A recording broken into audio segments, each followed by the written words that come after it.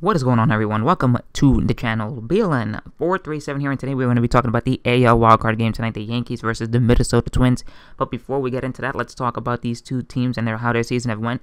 The Minnesota Twins won 85 games this season after losing 103 last year. I know that has been the talk throughout the whole entire week, is that the Twins have lost 103, 185, biggest turnaround in baseball history.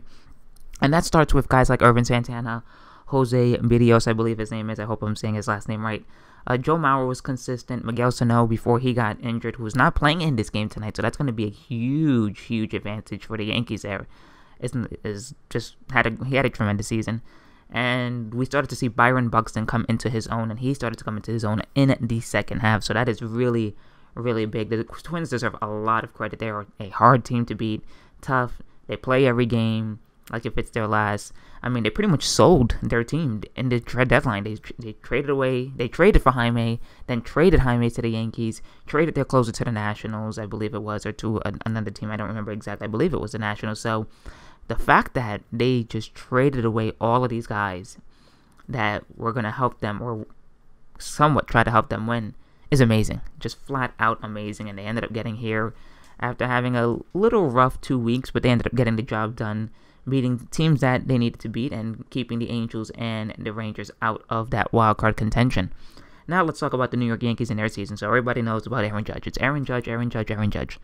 But a lot of people don't talk about how great of a season Gary Sanchez has had. He has like 34 home runs, I believe it is, with 90 plus RBIs, maybe just 90 flat. Don't remember exactly.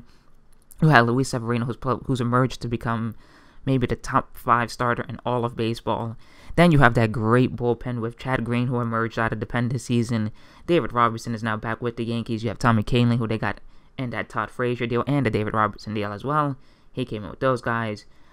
Just Betances was decent. He scuffled a little bit in the second half, or not really in the second half, but later on in the month of September.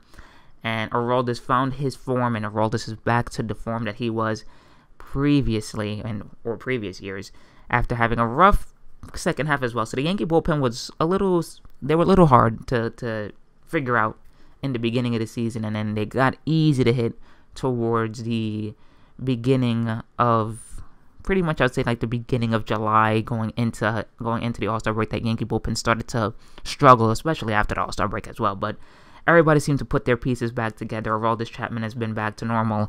Chad Green has been well. Adam Warren comes back tonight, or he was already back, but he's going to be in the bullpen tonight. And they just have a whole bunch of depth in that bullpen, and that's probably going to be the key to this game. But we'll get to the keys to this game in a minute.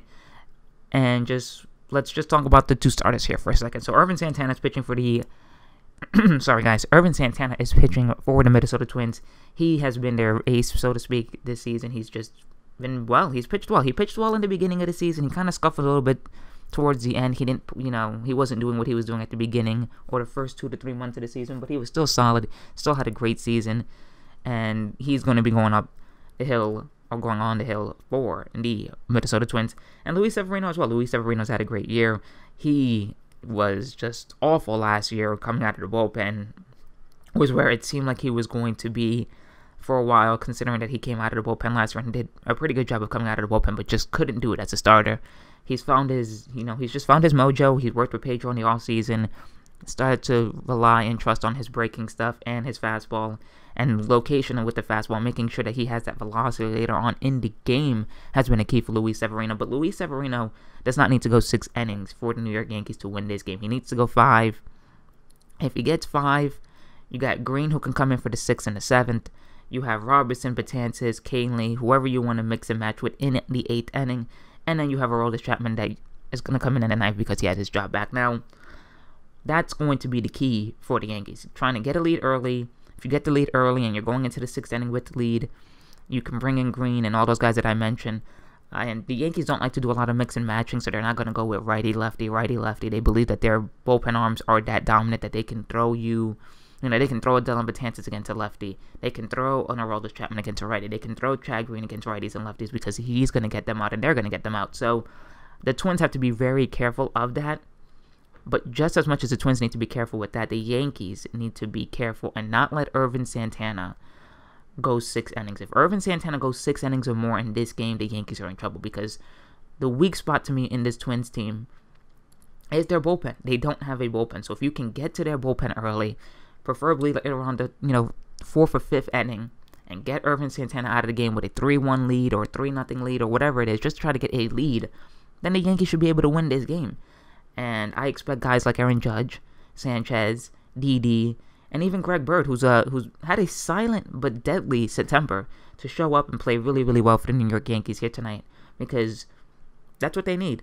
They need people that are going to be able to swing the bat, and Judge has been on fire. Sanchez has turned it on since August.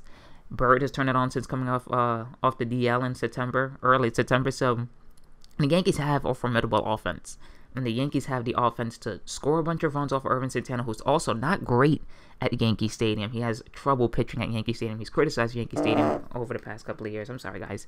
That was my phone. He's criticized the Yankee Stadium over the years for being too hitter friendly, and obviously not being easy to pitch in, because they give up cheap home runs. But it's not about cheap home runs. It's not about this and this and that. It's about, can you execute your pitches, and that's what Ervin Santana will have to do. And he did it 2 weeks ago on September, I believe, it had to be like September 18th, September 17th. I don't remember which day it was, but I know he pitched really, really well in that game against the New York Yankees, and it was just, I was worried. And I'm kind of worried here today as a Yankee fan, because I think everybody has this foregone conclusion that the Yankees are a lock for this wildcard game. The Yankees will win this wildcard game, but that's the beauty of baseball. This is one game, and any team on any given day can beat you in one day.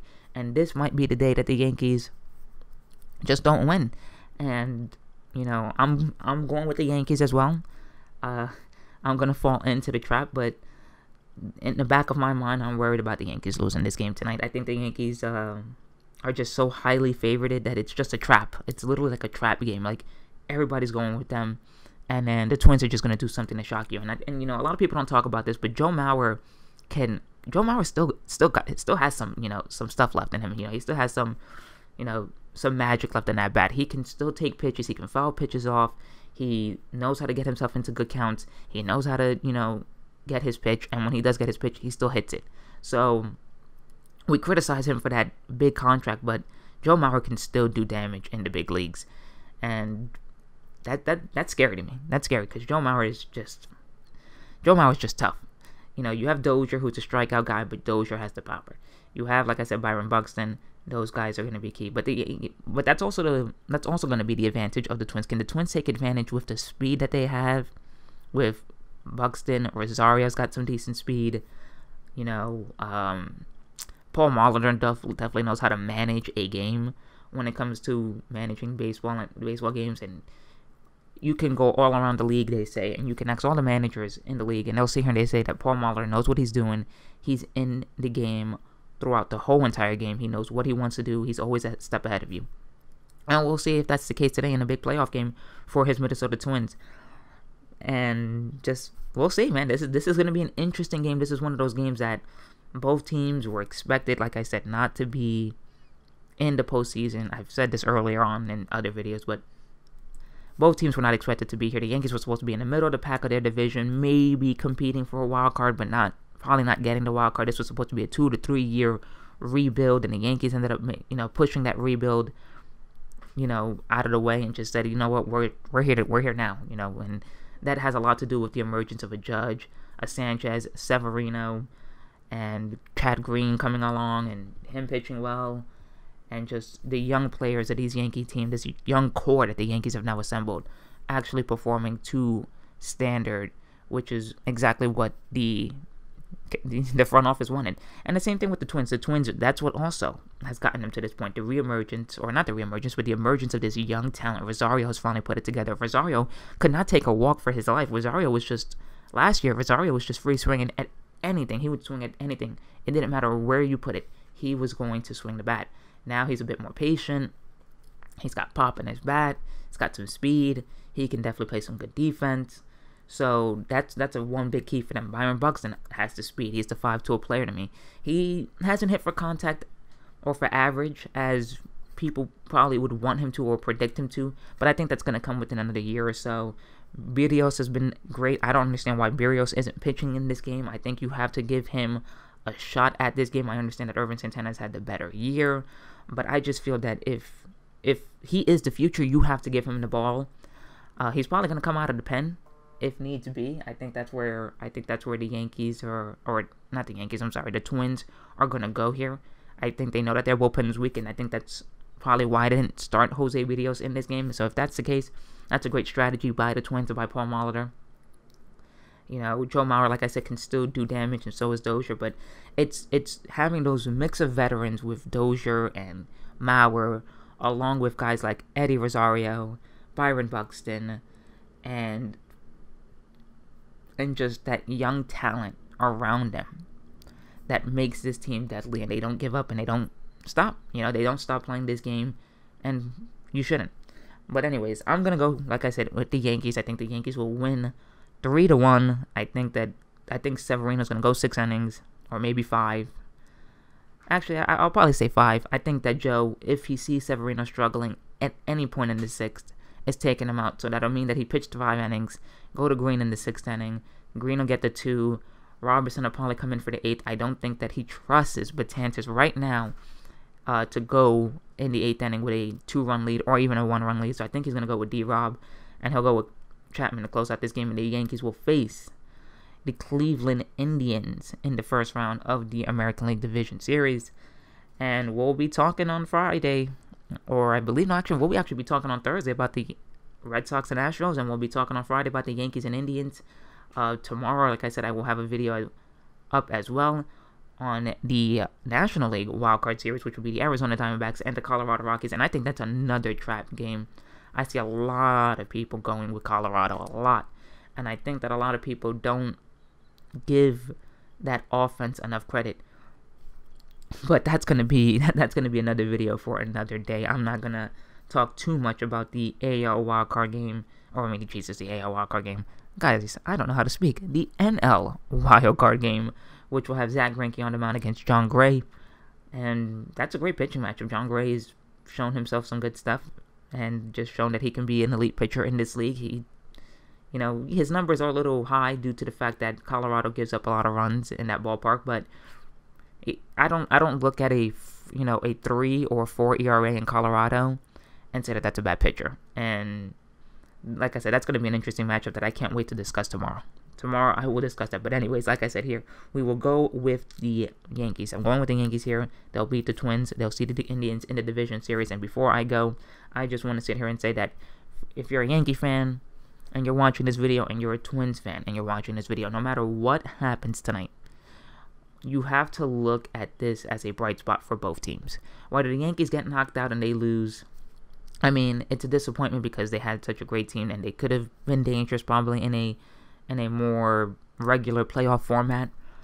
But it's still a good sign that the Yankees, who were, like I said, who were not expected to be here 2 to 3 years ago, have made it. They pushed that time of, this is going to be a 2 to 3 year process away. The Twins, after losing 103 games, after they had actually were in playoff contention the year before losing 103 games, taking another step forward instead of a step back this time around, showing that maybe, what happened last year was just a little bit of a fluke, just a little bit of, maybe they had to get adjusted to what was being adjusted to them. And like I said, you just have to be proud of both teams. You have to be proud of both the Yankees and the Twins for getting to this point. Both teams were not expected to be here. The Twins were in the division for a while until the Cleveland Indians went on that huge run, and the Yankees as well also were in the division. They were in first place for a good chunk of time, and then Boston decided, Boston didn't decide. Boston practically just played amazing throughout the beginning of the second half, and the Yankees just couldn't come back, even with how great the Yankees played at the end of September with Judge hitting. And that's fine. And like I said, that's what happens when you're learning. Both teams are learning. They're going to learn. I think that these two teams will be in playoff games and playoff series later on down the line in the future in another, for the next 3 to 4 years. I think that the Twins are going to be a really deadly team. I think that the Indians are really going to have to start paying attention to the Twins, because if the Twins could get a core group that can pitch rather than hit, they got the hitting to me. They got the offense now. It's, with Sano and with Dozier and Mauer and Rosario and the emergence of Buxton, they have offense. It's whether the Twins can get pitching. And if the Twins can get pitching later on down the road and later on in the down the line, I think the Twins are going to be deadly. And the same thing with the Yankees. The Yankees need to get younger pitching. Once they get younger starting pitching, I think the Yankees will be fine. I think the Yankees will be a legit team in the American League.